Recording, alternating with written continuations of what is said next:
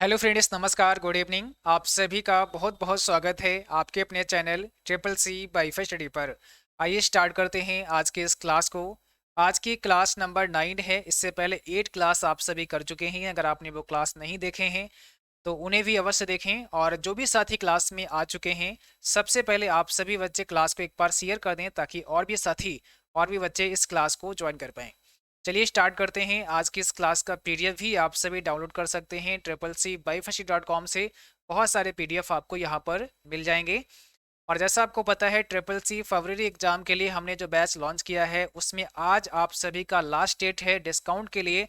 जो हमने extra discount आपको दिया था, यानी जो लॉन्चिंग ऑफर अभी आप सभी के लिए है, वो ये बैच आपका केवल 299 का है, जो कि आज रात 11 बजे तक मान्य होगा। इसके बाद में ये ऑफर आपका समाप्त हो जाएगा। तो जो भी बच्चे इस बैच में अपना एडमिशन लेना चाहते हैं, आज रात 11 बजे तक अपना एडमिशन ले सकते हैं, ठीक है। ऐसे साथ ही जो ट्रिपल सी का फॉर्म इसी मंथ अप्लाई करेंगे, यानी अगर आपने दिसंबर में फॉर्म भर दिया है या फिर आप दिसंबर मंथ में फॉर्म भरने वाले हैं, तो आपका एग्ज़ाम फरवरी में होगा और आप इस बैच को ज्वाइन कर सकते हैं। जिन बच्चों ने अपना फॉर्म नवंबर में भरा है, उन सभी बच्चों का एग्ज़ाम जनवरी में होगा और आप सभी जनवरी बैच ज्वाइन कर सकते हैं, जिससे आप ओनली 360 में ले सकते हैं, ठीक है। चलिए स्टार्ट करते हैं और देखते हैं आज का सबसे पहला प्रश्न आपसे क्या पूछा गया है। तो आज का सबसे पहला प्रश्न है, आप एक कंप्यूटर को नेटवर्क पर क्या कहते हैं जो दूसरे कंप्यूटर से फाइलों का अनुरोध करता है। What do you call a computer on a network that request files from another computer? क्या होगा इसका राइट आंसर। आप एक कंप्यूटर को नेटवर्क पर क्या कहते हैं जो दूसरे कंप्यूटर से फाइलों का अनुरोध करता है। यानी क्या करता है, दूसरे कंप्यूटर से, जैसे मान लिया ये कंप्यूटर है और इस कंप्यूटर से फाइल का अनुरोध करता है, तो आप इसको क्या बोलेंगे जो अनुरोध कर रहा है, ठीक है। क्लाइंट होगा, होस्ट होगा, राउटर होगा या वेब सर्वर होगा।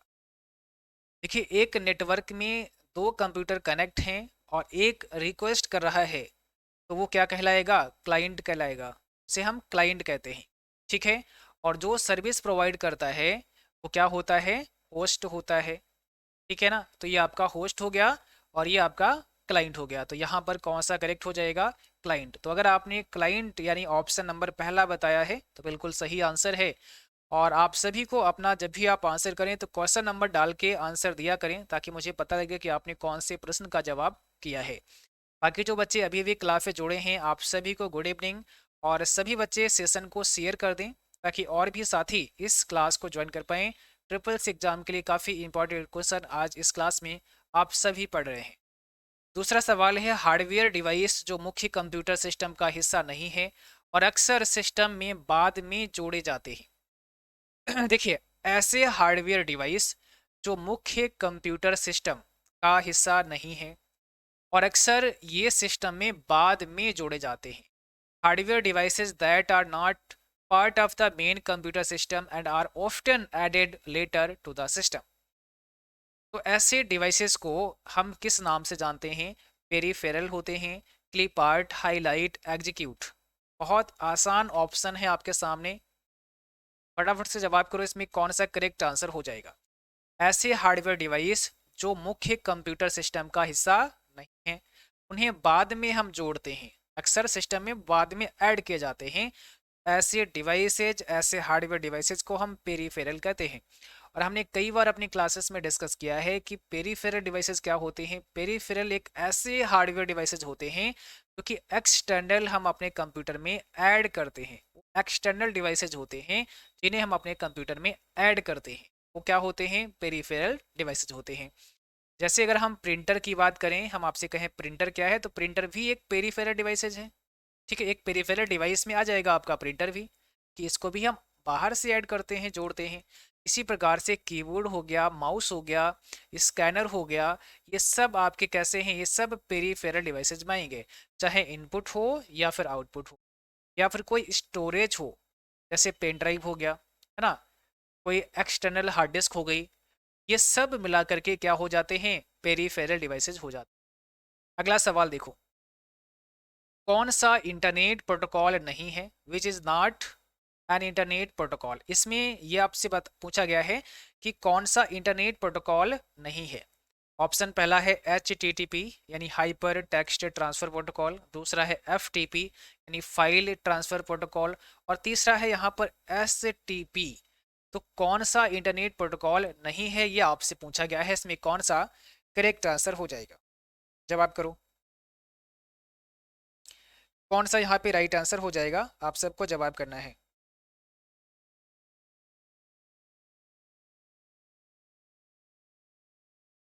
HTTP, FTP, STP, तो यहाँ पर ऑप्शन नंबर क्या हो जाएगा? सी हो जाएगा। STP ये इंटरनेट प्रोटोकॉल नहीं है, राइट आंसर क्या होगा आपका? STP हो जाएगा। ठीक है, अगला सवाल है डॉट बैट एक्सटेंशन आमतौर पर किस प्रकार की फाइल को संदर्भित करता है? जवाब करो, डॉट बैट एक्सटेंशन आमतौर पर किस प्रकार की फाइल को संदर्भित करता है? क्या होगा इसमें करेक्ट आंसर? चलो भाई जवाब करो, इसमें कौन सा राइट आंसर हो जाएगा?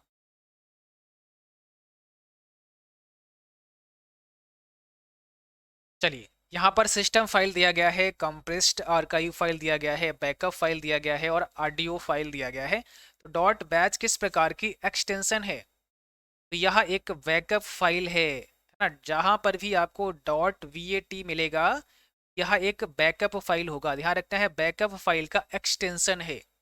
बहुत बार ये एग्जाम में भी पूछा गया है आपके सवाल, याद रखना है अगर बैकअप फाइल का एक्सटेंशन की बात हो तो डॉट वीएटी आपको याद रखना है। कंप्यूटर को संख्यात्मक या वर्णानुक्रम में जानकारी देने के लिए कहने वाला शब्द क्या है? कंप्यूटर को संख्यात्मक या वर्णानुक्रम में जानकारी देने के लिए कहने वाला शब्द है ना, उसको हम क्या बोलते हैं, उस शब्द के बारे में आपसे पूछा है। What is the term to ask the computer to put information in order numerically और अल्फाबेटिकली? उसे हम रिकॉर्ड कहते हैं, उसे हम सॉर्ट कहते हैं, उसे हम क्रॉप कहते हैं, उसे हम मेल मर्ज कहते हैं। यानी हम कंप्यूटर को संख्यात्मक या वर्णानुक्रम, वर्णानुक्रम का मतलब होता है जैसे आप कोई अल्फ़ाबेट हैं, जैसे मान लिया ए लेटर है ना, किसी का नाम ए लेटर से आता है, किसी का नाम सी से आता है, किसी का नाम डी से आता है, और आप इसको क्या करना चाह रहे हैं? आप इसको सॉर्ट करना चाह रहे हैं। आप चाह रहे हैं ए वाले पहले, उसके बाद फिर बी वाले, फिर सी वाले, फिर डी वाले। तो क्या करना पड़ेगा? हमें सॉर्ट करना पड़ेगा। इसको हम एक सॉर्ट शब्द देते हैं, सॉर्ट शब्द का नाम देते हैं, यानी हम डेटा को सॉर्ट कर सकते हैं। तो ऑप्शन क्या हो जाएगा यहाँ पर? आपका बी हो जाएगा। चलो अगला सवाल देखो, क्वेश्चन नंबर 6 में क्या पूछा गया है? निम्न में से कौन सी कंप्यूटर भाषा नहीं है? Which of the following is not a computer language? Computer भाषा कौन सी नहीं है? यहाँ पास्कल दिया गया है, जावा दिया गया है, एज दिया गया है और सी प्लस प्लस दिया गया है। सही जवाब आप सभी बच्चे कमेंट बॉक्स में लिखेंगे कौन सा आपका राइट आंसर हो जाएगा। और आप सभी बच्चे क्लास को शेयर करते रहो, है ना। बहुत सारे बच्चे एडमिट कार्ड को लेकर सवाल कर रहे थे, जैसा आपको पता है आप सभी के जो एडमिट कार्ड हैं वो 6 दिसंबर को आएंगे, और 6 दिसंबर में ये एडमिट कार्ड आपके शाम तक आ पाएंगे, और हो सकता है 6 को डाउनलोड भी ना हो आपको ना, 7 या 8 में ये चले जाएं। कि जब आपकी एडमिट कार्ड जारी होते हैं तुरंत डाउनलोड नहीं होते हैं, तो थोड़ा वेट करना होता है। फिलहाल के लिए आप सबको याद रखना है कि भाई 6 को आपके एडमिट कार्ड आएंगे जैसा नोटिफिकेशन में बताया गया है, और 13 से लेकर के 18 दिसंबर के बीच में आपके एग्जाम होने हैं ना। चलो, तो यहाँ पर ऑप्शन सी हो जाएगा एज। कौन सी कंप्यूटर भाषा नहीं है? पास्कल, जावा, सी प्लस प्लस सभी कंप्यूटर लैंग्वेज में आते हैं, बट एज क्या है? ये माइक्रोसॉफ्ट एज है, एक ब्राउजर है, वेब ब्राउजर है। तो ऑप्शन सी हो जाएगा यहाँ पे राइट। अगला सवाल है, इनमें से कौन सा सर्च इंजन है? पूछा गया है which of these is a search engine? निम्न में से कौन सा सर्च इंजन है? FTP, याहू, ARPANET या इसमें से कोई नहीं? देखिए, जब बात सर्च इंजन की होती है तो आप सब जानते हैं सबसे फेमस जो सर्च इंजन है वो आपका कौन सा है? गूगल है। लेकिन गूगल के अलावा भी कई सारे सर्च इंजन हैं, ठीक है, जिसमें से यहाँ पर ऑप्शन बी हो जाएगा याहू। याहू भी क्या है? एक सर्च इंजन है। यहाँ पर पूछा है कि कौन सा एक सर्च इंजन का उदाहरण है या कौन सा एक सर्च इंजन है, तो आंसर हो जाएगा याहू। याहू क्या है? एक सर्च इंजन है। ठीक है, FTP क्या है? एक प्रोटोकॉल है। फाइल ट्रांसफर प्रोटोकॉल है, फाइल को ट्रांसफर करने के लिए इस प्रोटोकॉल का यूज होता है। और ARPANET क्या है? एक नेटवर्क है, ये सबसे पहला नेटवर्क था, इसका नाम है advance research project agency network. तो सबसे पहला नेटवर्क है, आपको याद रखना है। अगला सवाल है, मॉडम का अर्थ क्या होता है? मॉडम स्टैंड फॉर, मॉडम का मतलब क्या होता है? पूरा नाम आपको बताना है, कौन सा राइट आंसर हो जाएगा? चलिए, मॉडम का मतलब आपको समझाना है, यहाँ पे क्या होगा आपका राइट आंसर? देखिए, अगर हम मॉडम की बात करें तो इसका मतलब होता है मॉड्यूलेटर, डिमॉड्यूलेटर। ऑप्शन हमारा पहला हो जाएगा, मॉड्यूलेटर डिमॉड्यूलेटर होता है। और दूसरा पॉइंट याद रखना है कि मॉडम जो आपका है वो इनपुट और आउटपुट दोनों प्रकार के डिवाइस में कंसिडर होता है, इनपुट भी है और आउटपुट भी है मॉडम। ठीक है।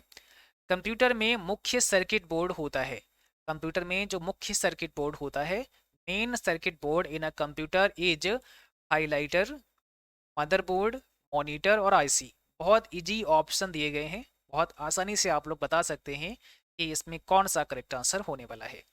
कंप्यूटर में मुख्य सर्किट बोर्ड होता है, मुख्य सर्किट बोर्ड की जब हम बात करते हैं तो क्या होगा आपका सही जवाब? ऑप्शन बी हो जाएगा, मदरबोर्ड। ठीक है ना, इसको हम मदरबोर्ड कहते हैं। आपको पता है जो आपका कंप्यूटर होता है, अगर आप कंप्यूटर देखते हैं जैसे हम सीपीयू के नाम से जानते हैं, ये पूरा जो सीपीयू आपका होता है इस प्रकार से, तो यहाँ पर ये जो होता है ना सीपीयू, जैसे आप बोलते हैं, एक्चुअल में पूरा जो बॉडी होता है इसका, इसको हम क्या बोलते हैं? कैबिनेट बोलते हैं। That is cabinet. क्या होता है? कैबिनेट होता है। और इस कैबिनेट के अंदर क्या होता है? एक प्लेट होती है जो कि हम यहाँ पर बना रहे हैं, इस प्रकार से होता है। तो ये क्या होता है? ये आपका मदरबोर्ड होता है, ये आपके इस कैबिनेट के अंदर लगा होता है मदरबोर्ड। इसी मदरबोर्ड पर क्या होता है आपका? यहाँ पर एक माइक्रो प्रोसेसर होता है, जैसे प्रोसेसर या माइक्रो प्रोसेसर के नाम से जानते हैं।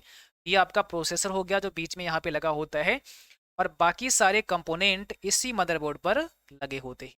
तो इसको मदरबोर्ड भी कहते हैं, इसको सर्किट बोर्ड भी कहा जाता है, सर्किट बोर्ड के नाम से भी इसे जाना जाता है। तो यहाँ पर आपका ऑप्शन बी हो जाएगा। अगला सवाल देखो, निम्न में से कौन सा ऑपरेटिंग सिस्टम आईबीएम द्वारा निर्मित है? Which of the following operating system is produced by IBM? कौन सा ऐसा ऑपरेटिंग सिस्टम है जो कि आईबीएम द्वारा निर्मित है? विंडोज, डॉस, ओएस 2 या फिर यूनिक्स? कौन सा इसमें करेक्ट आंसर होगा?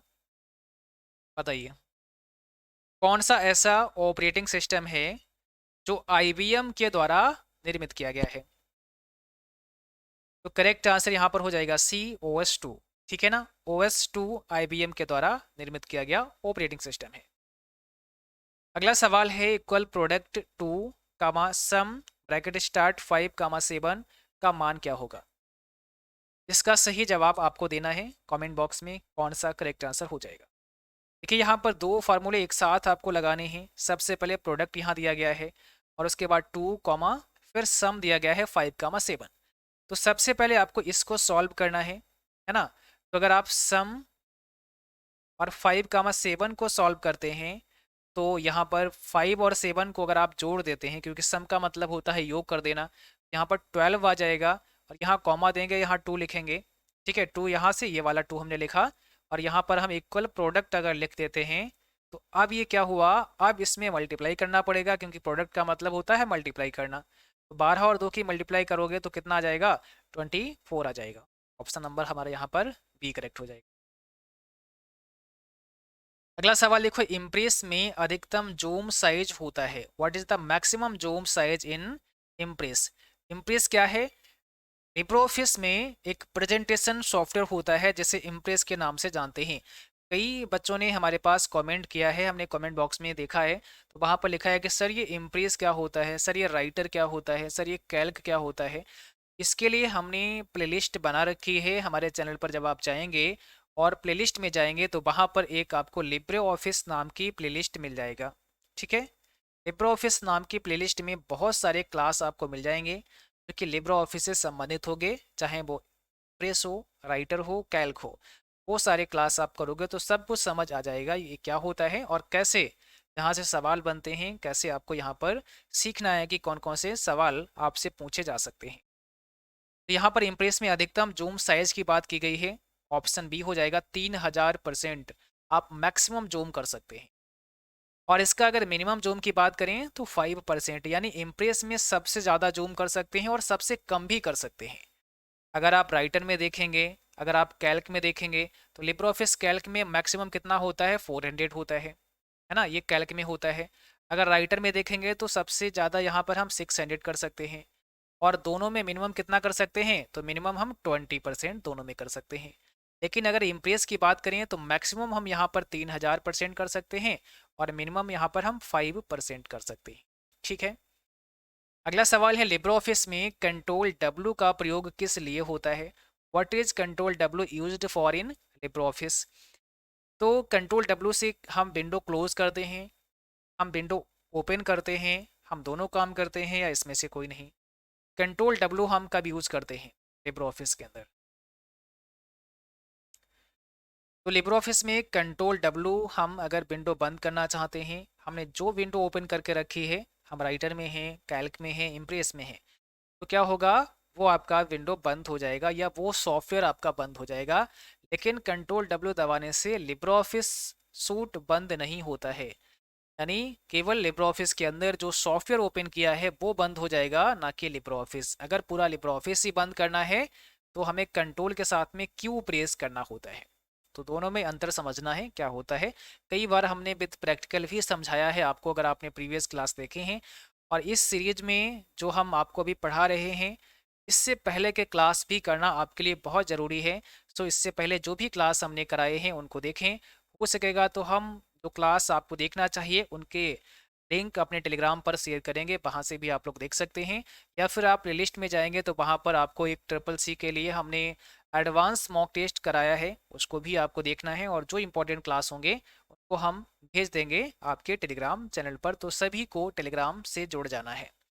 टेलीग्राम का लिंक डिस्क्रिप्शन बॉक्स में है, या फिर सर्च कर लेना सीधे ट्रिपल सी बाई फैसिलिटी और वहाँ पर आप ज्वाइन हो सकते हैं। एक कंप्यूटर वायरस जो पहचान को रोकने के प्रयास में एक एंटीवायरस प्रोग्राम या प्रोग्राम पर सक्रिय रूप से हमला करता है, उसे हम क्या कहते हैं। बहुत इंपॉर्टेंट सवाल है आप सभी बच्चों के लिए, जो भी ट्रिपल सी एग्जाम देने वाले हैं या फिर अदर कोई कॉम्पिटेटिव एग्जाम अगर आप दे रहे हैं, यूपीपीसीएल का एग्जाम दे रहे हैं जहां पर कंप्यूटर आता है, तो आपके लिए भी बहुत इंपॉर्टेंट है। A computer virus that actively attack an antivirus program or program in an effort to prevent detection is। एक कंप्यूटर वायरस जो पहचान को रोकने के लिए प्रयास में एक एंटीवायरस प्रोग्राम या प्रोग्राम पर सक्रिय रूप से क्या करता है, हमला करता है।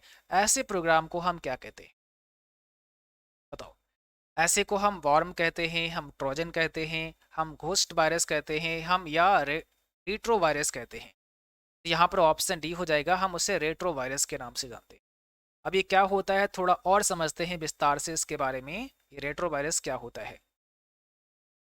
देखिए अगर हम इस वायरस की बात करें, ठीक है, तो retro virus is also referred to as an anti virus virus. ये क्या हुआ, एंटी वायरस आपने नाम सुना है ना, एंटी वायरस का आपने नाम सुना है, ठीक है। किस लिए होता है, अगर हमारे कंप्यूटर में कोई वायरस आ जाता है तो हम एंटीवायरस का यूज़ करते हैं ताकि वो वायरस हमारे कंप्यूटर में ना आ पाए, या वो डिलीट हो जाए, या उसको ये मार दे, है ना। ये एंटीवायरस का काम होता है। लेकिन एक ऐसा वायरस जो एंटीवायरस को ही नुकसान पहुंचा दे, एंटीवायरस को ही नुकसान पहुंचा दे, तो उसको हम क्या कहेंगे, एंटी एंटी वायरस वायरस, ठीक है ना। एंटी, देखो ये एंटी वायरस है, ये वायरस वायरस दो बार आ रहा है ना, तो ये तो हो गया एंटी वायरस। और एंटी वायरस के लिए भी हमने बना दिया एंटी वायरस, तो एंटी एंटी वायरस वायरस यहाँ पर हो जाएगा। तो फिलहाल के लिए मैं और थोड़ा विस्तार से आपको समझाता हूँ, तब समझ में आएगा कि एक्चुअल में क्या होता है। ये retro virus is also referred to as an anti anti virus virus. This mean that it tried to attack and disable any anti virus. ये जो होता है ये किसी भी एंटीवायरस को ही डिजेबल कर देता है, उस पर ही अटैक कर देता है। आपने एंटीवायरस डाल के रखा है तो आपके एंटीवायरस पर ही हमला बोल देगा, ठीक है। और प्रोटेक्टिव सॉफ्टवेयर, एंटीवायरस आपके कंप्यूटर में पड़ा है या कोई भी अगर अदर प्रोटेक्टिव सॉफ्टवेयर है तो उस पर ही हमला बोल देगा। ठीक है ना। कौन सा virus? Retrovirus. On the system it is trying to infect to avoid detection. यानी आपके कंप्यूटर में जो भी सॉफ्टवेयर आपने यूज किया है, जो भी कोई ऐसा प्रोटेक्टिव सॉफ्टवेयर यूज किया है, उसको ही ये क्या करता है? डिजेबल कर देता है, उस पर ही हमला बोल देता है। ऐसे वायरस को हम रेट्रो वायरस के नाम से जानते हैं। ठीक है ना। यहाँ पर हमारा सही जवाब क्या हो जाएगा? ऑप्शन डी हो जाएगा, रेट्रो वायरस। पहला वेब सर्वर बनाया गया था, बताइए पहला वेब सर्वर बनाया गया था, कौन सा यहाँ पे करेक्ट आंसर होगा? जवाब करो यहाँ पे कौन सा राइट आंसर हो जाएगा। अगर हम बात करते हैं फर्स्ट वेब सर्वर की, तो फर्स्ट वेब सर्वर कब बनाया गया था? 1990 में, 1990 में बनाया गया था टिम वर्नर्स ली के द्वारा। ऑप्शन पहला यहाँ पे करेक्ट हो जाएगा। अगला सवाल है, सिमेंटिक कॉर्पोरेशन ने सबसे पहले नॉर्टन एंटीवायरस किस वर्ष जारी किया था? यहाँ पर दो सवाल के जवाब आपको मिलने वाले हैं इस प्रश्न में। What year did the semantic corporation first release Norton antivirus? कौन सा इसमें करेक्ट आंसर है? 16 का आप सभी को जवाब करना है। और जो साथी क्लास से अभी भी जुड़े हैं, आप सबको एक बार शेयर कर देना है सेशन को, ताकि और भी साथी इस लेसन को, इस क्लास को ज्वाइन कर पाएँ। ऑप्शन सी हो जाएगा यहाँ पर भी आपका 1990 हो जाएगा करेक्ट आंसर। और अगर आपसे ये पूछा जाए कि नॉर्टन एंटीवायरस किसने बनाया, तो सिमेंटिक कॉर्पोरेशन के द्वारा बनाया गया। ठीक है ना। तो ये दूसरा सवाल आपको यहाँ से मिल जाएगा, दूसरा जवाब आपको यहाँ से मिल जाएगा, अगर इस प्रकार का कोई सवाल आता है आपके एग्जाम में। 17 में पूछा गया है, IBM PC-XT पहली बार हार्ड ड्राइव को शामिल करने वाला था, इस डिस्क की क्षमता क्या थी? देखो भाई, the IBM PC-XT was the first to include a hard drive। ये पहला कंप्यूटर था IBM PC-XT जिसमें क्या हुआ? हार्ड ड्राइव को इंक्लूड किया गया। What was the capacity of this disk? तो इस डिस्क की कैपेसिटी क्या थी? इस हार्ड ड्राइव की कैपेसिटी क्या थी, क्षमता कितनी थी, वो आपसे पूछा गया है। करो जवाब, कौन सा राइट आंसर है यहाँ पर? IBM PC-XT पहली बार हार्ड ड्राइव को शामिल करने वाला था, यानी इसमें पहली बार हार्ड ड्राइव को शामिल किया गया था। इस डिस्क की क्षमता क्या थी? ऑप्शन पहला हो जाएगा 10 MB की। कितनी? 10 MB की। अगला सवाल देखो, निम्न में से कौन सा वर्ड प्रोसेसर पहले आया? बहुत इंपॉर्टेंट सवाल है, और ये सवाल एग्जाम में कई बार पूछा भी जा चुका है, सो आपको ध्यान रखना है, इसको कॉपी पे नोट कर लेना अपनी अलग से। कौन सा वर्ड प्रोसेसर आया सबसे पहले? Which of the following word processor came first? Word perfect, word star, Microsoft word, Libre office writer. बताओ, अगर आपसे ये सवाल हो कि सबसे पहला वर्ड प्रोसेसर सॉफ्टवेयर कौन सा है या वर्ड प्रोसेसिंग सॉफ्टवेयर कौन सा है सबसे पहला, तो आपका जवाब क्या होगा? सही जवाब यहाँ पर है ऑप्शन बी, वर्ड स्टार। अब देखो कैसे, थोड़ा सा यहाँ पर और समझना है आपको। The first word processing program for personal computers, micro computers जिन्हें आप कहते हैं, आज इलेक्ट्रिक पेंसिल। क्या समझा? जो पहला वर्ड प्रोसेसिंग प्रोग्राम था, पहला वर्ड प्रोसेसिंग सॉफ्टवेयर था माइक्रो कंप्यूटर के लिए, उसका नाम था इलेक्ट्रिक पेंसिल। याद रखना है, क्या नाम था? Electric pencil. From Michael Shrayer software which went on sale in December 1976। जो दिसंबर 1976 में क्या हुआ? सेल हुआ। In 1978 WordStar appeared and because of its many new features soon dominated the market. और क्योंकि इसमें इतने सारे न्यू फीचर्स थे जो कि ये मार्केट पर हावी हो गया, यानी मार्केट में सबसे ज़्यादा ये फेमस हो गया उस समय।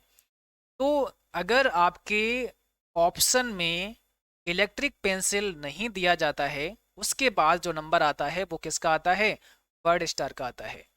जैसा कि यहाँ इस प्रश्न में क्या दिया गया है, ये पूछा गया है कि कौन सा सबसे पहला वर्ड प्रोसेसर प्रोग्राम है, निम्न में से कौन सा वर्ड प्रोसेसर पहले आया था?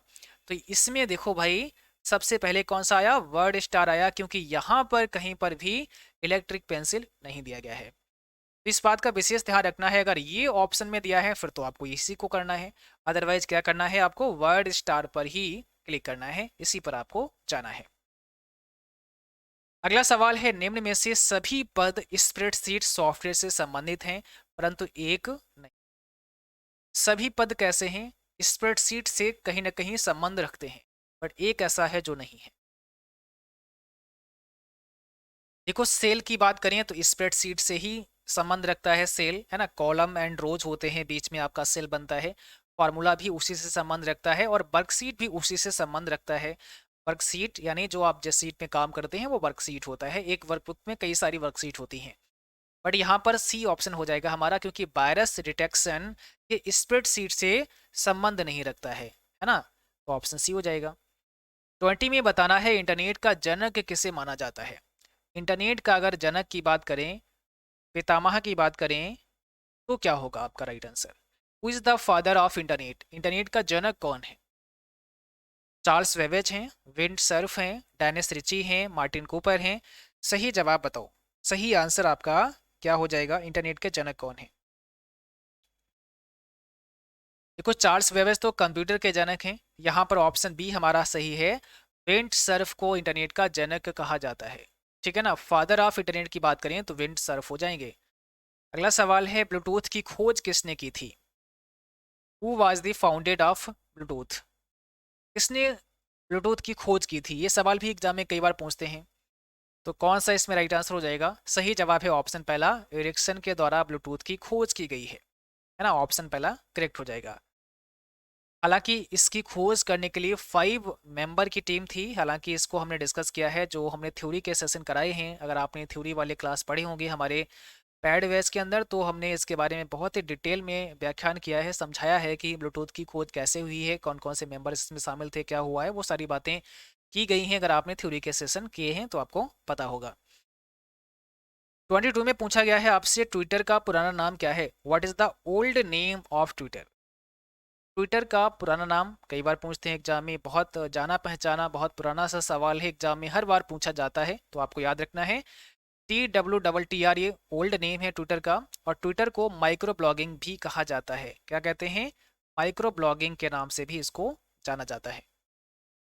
मैसेज, यहाँ पूछा गया है मैसेंजर का जनक कौन है? 23 में क्या पूछा है? मैसेंजर का जनक कौन है? यहाँ पर इंस्टाग्राम हो जाएगा, फेसबुक, व्हाट्सएप, इसमें से कोई नहीं। देखिए, ये जो मैसेंजर की बात हो रही है, आप समझ गए होंगे इसमें कौन सा राइट आंसर होगा। फेसबुक का, क्योंकि बात हो रही है फेसबुक मैसेंजर की, ठीक है। तो यहाँ पर आपका ऑप्शन बी करेक्ट होगा। कई बार इस प्रकार से भी सवाल होता है कि मैसेंजर किससे संबंधित है या फेसबुक किससे संबंधित है, तो ये आपस में रिलेटेड हैं दोनों। इसका मतलब मैसेंजर फेसबुक से संबंधित है और फेसबुक मैसेंजर से संबंधित है, ठीक है। बट याद रखना है, मैसेंजर जो आपका है वो एक IM का एग्जाम्पल है, एक इंस्टेंट मैसेजिंग का एग्जाम्पल है। अगला सवाल है, नाबार्ड की स्थापना किसके द्वारा की गई? ये बहुत इंपॉर्टेंट सवाल है, अक्सर आपके ट्रिपल सी एग्जाम में पूछते हैं, नाबार्ड की स्थापना किसके द्वारा की गई है? तो सही जवाब हो जाएगा ऑप्शन पहला, वी शिवारमन कमेटी के द्वारा नाबार्ड की स्थापना की गई है। ऑप्शन पहला करेक्ट हो जाएगा। अगला सवाल है, डिलीट की कर्सर के किस तरफ के कैरेक्टर को मिटाती है? जब भी आप डिलीट की को प्रेस करते हैं तो डिलीट की कर्सर के किस साइड के कैरेक्टर को मिटाएगी? मान लेते हैं कर्सर आपका यहाँ पर है और आपने डिलीट की को दबाया, तो किस साइड का लेटर डिलीट होगा? तो जब डिलीट की दबाओगे तो ये ऑफ जो है ना, यहाँ पे ओ पहले होगा डिलीट फिर ऑफ होगा, यानी ये राइट साइड के लेटर को क्या करेगा? डिलीट करेगा। ऑप्शन बी हो जाएगा। और जब आप लोग बैक स्पेस दबाते हो तो लेफ्ट साइड का लेटर डिलीट होता है। तो आज के सेशन में 25 प्रश्न थे। उम्मीद करता हूँ आप सभी को क्लास अच्छा लगा होगा। क्लास अच्छा लगा हो इसको लाइक करना है, और जिन बच्चों ने अभी तक चैनल को सब्सक्राइब नहीं किया है तो आपको सब्सक्राइब करके ऑल नोटिफिकेशन को ऑन कर लेना है, ताकि जब भी कोई नई क्लास हो उसका नोटिफिकेशन आप सभी तक पहुंचता रहे। और जो साथी ट्रिपल सी फरवरी बैच लेना चाहते हैं तो आप सभी को आज 11 बजे तक एक एक्स्ट्रा डिस्काउंट दिया गया था, जिसका लाभ आप ले सकते हैं। इसके बाद में फिर इस बैच का प्राइस बढ़ जाएगा। तो जो भी बच्चे बैच लेना चाहते हैं, triple C by facility mobile application पर जाना है, पैड बैच में जाना है और वहाँ पर आप इस क्लास को ज्वाइन कर सकते हैं, इस बैच को ज्वाइन कर सकते हैं। कल आप सबको शाम 6:30 बजे एक इंट्रोडक्शन क्लास मिलेगी, तो उसको आपको देखना है ट्रिपल सी फरवरी बैच में। और जो बच्चे जनवरी बैच लेना चाहते हैं तो आप सभी जनवरी बैच ले सकते हैं। इस बैच को आप 360 में अभी एनरोल कर सकते हैं। जितने भी लाइव सेशन हो चुके हैं वो सारे रिकॉर्डेड फॉर्म में आपको मिल जाएंगे, तो जब भी आप बैच ज्वाइन करते हैं इससे पहले जो भी क्लास करा दिए हैं, चाहे वो रिकॉर्डेड फॉर्म में हो या फिर जो लाइव क्लास हुए हैं, वो सब आप वहाँ पर देख सकते हैं। और इस बैच की जो वैधता होती है, जो वैलिडिटी होती है, वो 3 मंथ की होती है। 3 माह तक के बैच आप सभी देख सकते हैं। चलिए आज के लिए बस इतना ही, मिलते हैं अगली क्लास में, तब तक के लिए जय हिंद, बाय बाय।